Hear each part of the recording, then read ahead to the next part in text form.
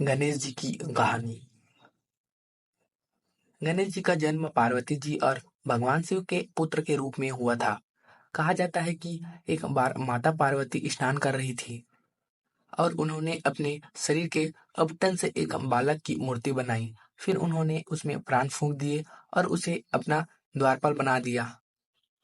उस बालक का नाम गणेश था। माता पार्वती ने गणेश जी से कहा कि जब तक वह स्नान कर रही है, कोई भी अंदर ना आए।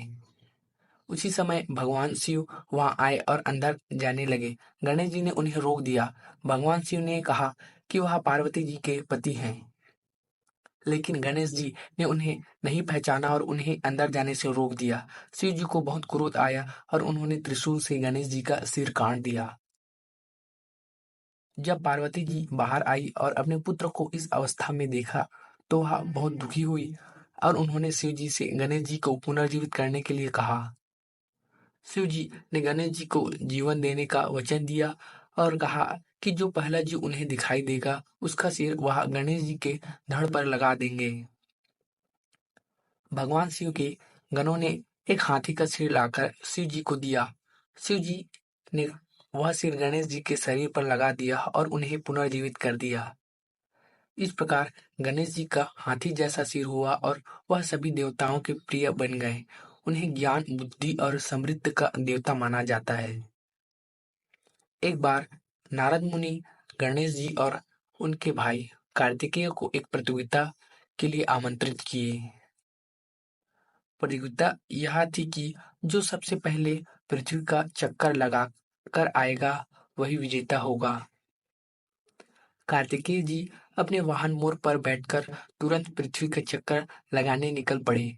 गणेश जी का वाहन चूहा था, जो धीमा था, लेकिन गणेश जी ने अपनी बुद्धिमत्ता का उपयोग किया। उन्होंने अपने माता पिता शिव और पार्वती के चारों ओर 3 चक्कर लगाए और कहा कि उनके लिए माता पिता ही संपूर्ण ब्रह्मांड है।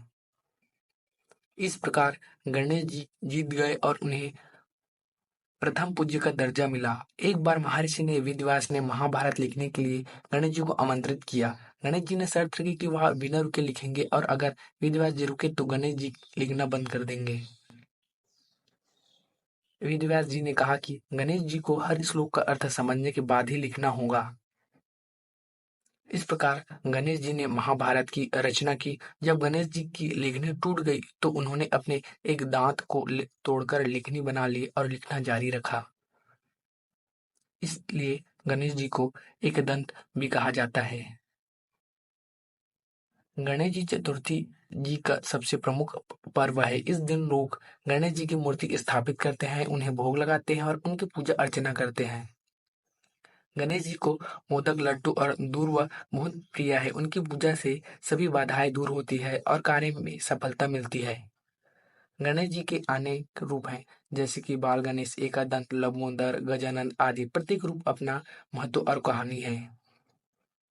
गणेश जी का विघ्नहर्ता कहा जाता है, जो भक्तों के सभी कष्टों को हरते हैं और उन्हें सुख समृद्धि प्रदान करते हैं। गणेश जी की कहानी हमें सिखाती है कि बुद्धिमत्ता, समर्पण और प्रेम के साथ हर समस्या का समाधान संभव है।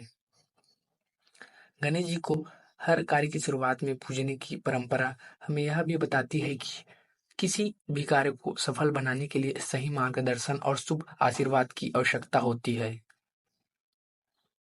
यह कहानी गणेश जी के विभिन्न कथाओं का सार प्रस्तुत करती है और उनकी महिमा, बुद्धमति और भक्तों के प्रति उनके स्नेह को दर्शाती है।